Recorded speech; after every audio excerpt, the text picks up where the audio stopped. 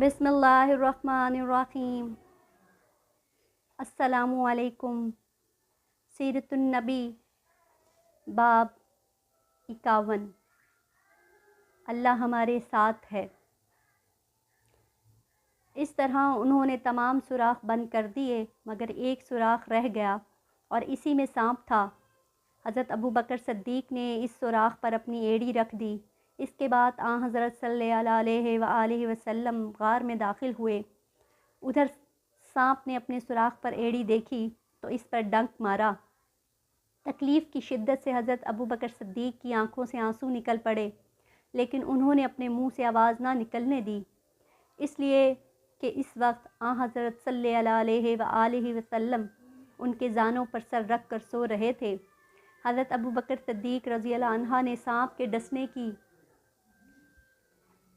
बावजूद अपने जिस्म को ज़रा सी भी हरकत न दी, न आवाज़ निकाली कि कहीं हजूर सल्लल्लाहु अलैहि वसल्लम की आँख ना खुल जाए। ताहम आँख से आंसू निकलने को वो किसी तरह न रोक सके। वो हजूर सल्लल्लाहु अलैहि वसल्लम पर गिरे। उनके गिरने से हजूर सल्लल्लाहु अलैहि वसल्लम की आँख खुल गई। आप सल्लल्लाहु अलैहि वसल्लम ने हज़रत अबू बकर सिद्दीक़ रज़ियल्लाहु अन्हा की आँखों में आंसू देखे तो पूछा, अबू बकर क्या हुआ? उन्होंने जवाब दिया, आप पर मेरे माँ बाप कुर्बान, मुझे सांप ने डस लिया है। आप सल्लल्लाहु अलैहि वसल्लम ने अपना लाब दहन सांप के कांटे की जगह पर लगा दिया। उससे तकलीफ़ और जहर का असर फ़ौरन दूर हो गया। सुबह हुई। हज़रत सल्लल्लाहु अलैहि वसल्लम को हज़रत अबू बकर रज़ियल्लाहु के जिस्म पर चादर ना नज़र आई तो दरियाफ़्त किया, अबू बकर चादर कहाँ है? उन्होंने बताया, अल्लाह के रसूल, मैंने चादर फाड़ फाड़ कर इस सुरागार के सुराख बंद किए हैं। आप सल्लल्लाहु अलैहि वसल्लम ने दुआ के लिए हाथ उठा दिए और फरमाया, ए अल्लाह, अबू बकर को जन्नत में मेरा साथी बनाना। इसी वक्त अल्लाह ताला ने वही के ज़रिए ख़बर दी कि आपकी दुआ कबूल कर ली गई है। उधर कुरैश के लोग नबी अकरम सल्लल्लाहु अलैहि वसल्लम की तलाश में उस गार के करीब आ पहुँचे। इनमें से चंद एक जल्दी से आगे बढ़कर गार में झांकने लगे। गार के दाने पर उन्हें मकड़ी का जाला नज़र आया। साथ ही दो जंगली कबूतर नज़र आए। उस पर उनमें से एक ने कहा, इस गार में कोई नहीं है। एक रवायत में यूँ आया है, उनमें उमैया बिन खल्फ भी था। उसने कहा, इस गार के अंदर जाकर देखो। किसी ने जवाब दिया, गार के अंदर जाकर देखने की क्या ज़रूरत है? गार के मुंह पर बहुत जाले लगे हुए हैं। अगर वो अंदर जाते तो ये जाले बाकी ना रहते, ना यहाँ कबूतर के अंडे होते। हज़रत अबू बकर सिद्दीक़ ने जब इन लोगों को गार के दाने पर देखा तो आप रो पड़े और दबी आवाज़ में बोले, अल्लाह की कसम, मैं अपनी जान के लिए नहीं रोता, मैं तो इसलिए रोता हूँ कि कहीं ये लोग आपको तकलीफ़ ना पहुँचाएँ। इस पर नबी अकरम सल्लल्लाहु अलैहि वसल्लम ने इरशाद फरमाया, अबू बकर गम न करो, अल्लाह हमारे साथ है।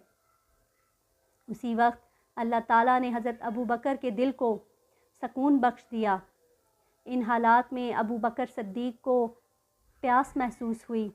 उन्होंने हज़रत सल्लल्लाहु अलैहि वसल्लम से इसका ज़िक्र किया तो आपने इरशाद फरमाया, इस गार के दरमियान में जाओ और पानी पी लो। सदीक़ अकबर उठकर गार के दरमियान में पहुँचे। वहाँ इन्हें इतना बेहतरीन पानी मिला कि शहद से ज़्यादा मीठा, दूध से ज़्यादा सफ़ेद और मुश्क से ज़्यादा खुशबू वाला था। उन्होंने इसमें से पानी पिया।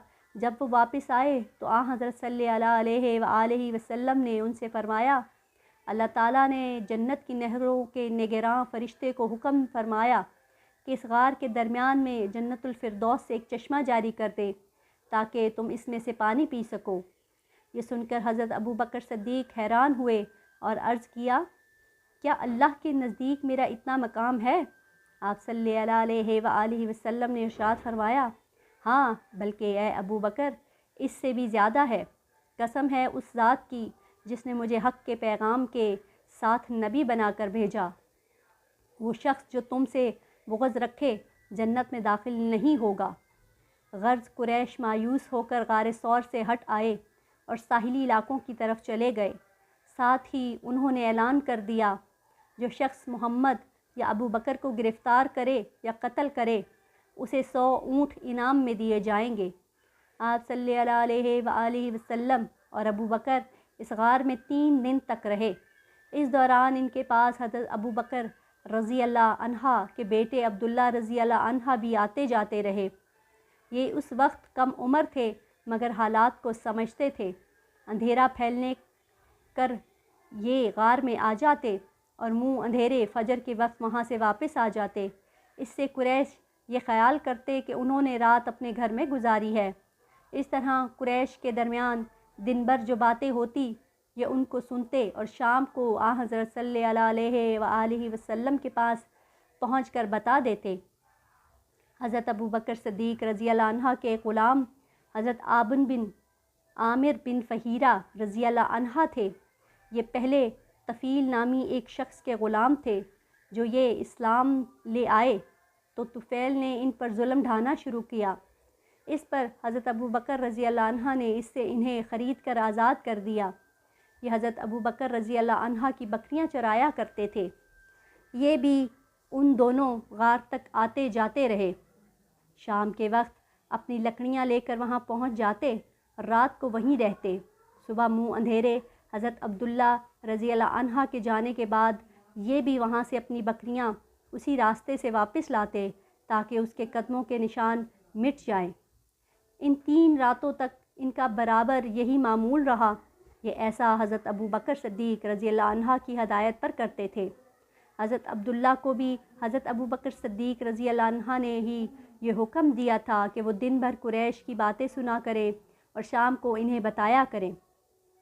عامر بن فہیرہ کو بھی ہدایت تھی کہ وہ دن بھر بکریاں چرائے کرے اور شام کو غار میں ان کا دودھ پہنچایا کرے۔